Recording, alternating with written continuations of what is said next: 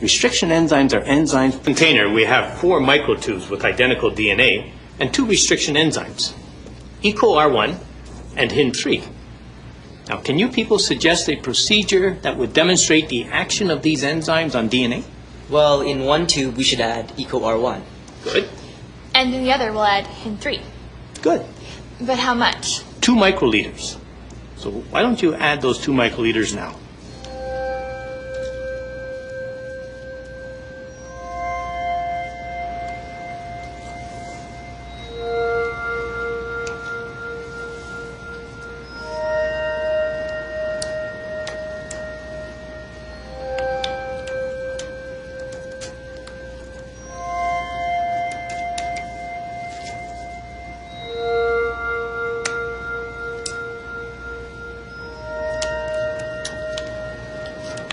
Now, that's well done.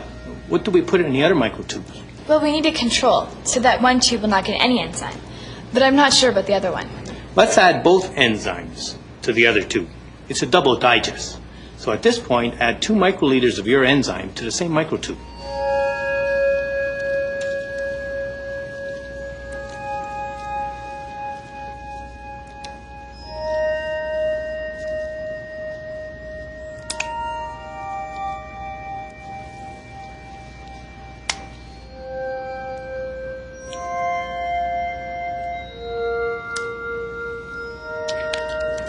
Now, can you suggest what's happening in there when we add the restriction enzyme to the tubule? Well, the enzyme is searching for a specific base sequence on the DNA molecule, and then it'll cut it at that point. And into how many fragments will the DNA be reduced? Well, that depends on the number of times the specific sequence occurs. If it occurs once, the DNA will break into 2 parts. And every time it occurs, the enzyme will break the DNA at that point, creating new fragments. Good. We didn't exactly add a lot of material to the test tubes. It's almost microscopic. In molecular biology, researchers usually work in these minute quantities. Now, it's going to take about an hour for these enzymes to digest the DNA. So let's see if we can model what's happening inside these microtubules. I wonder how many fragments are in those test tubes. Is there any way of separating the fragments? Yes, there is. It's called gel electrophoresis. You can see that there are wells at the top end. The solution is put into those wells and an electric current is applied. The current provides an electrical field around the fragments of DNA. And over a period of time, of about an hour, the fragments migrate towards the electrode of the opposite charge. And since the fragments are different sizes, they'll migrate different distances, right? Right. Now, which one do you think will migrate further? The larger fragments or the smaller fragments? I would say the smaller fragments would go further, because they can pass the gel molecules more easily. The larger ones might be blocked somehow. Okay. Now, those enzymes have had enough time to digest the DNA.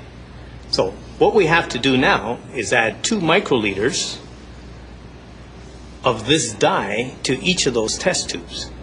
This will make it easier to follow the fragments in the gel. So let's add the dye now.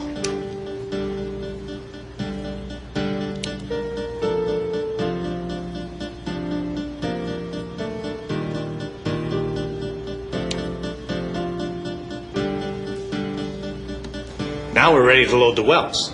We'll put this solution here in the first well. What is it?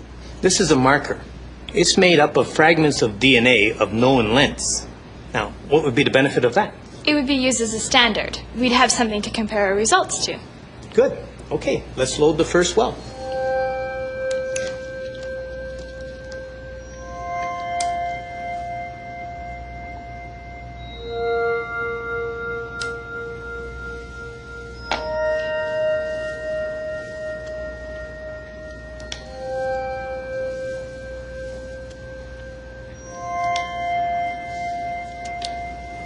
All right, now what I want you to do is continue loading the other wells in the same order as those test tubes.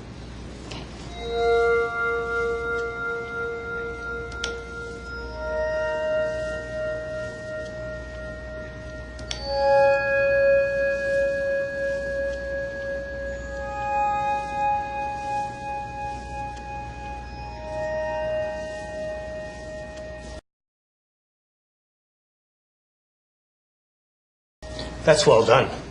Now, all we have to do is apply the current. So we'll cover the apparatus, turn on the power, and wait for an hour.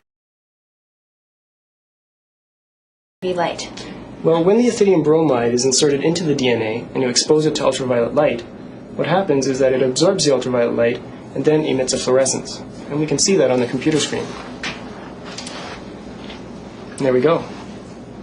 You can see right here, that's our marker lane, and there's several fragments there. This is the EcoR1 digest, and there's multiple fragments there as well. The HIN3 digest, again, multiple fragments. There's even more fragments in the double digest lane.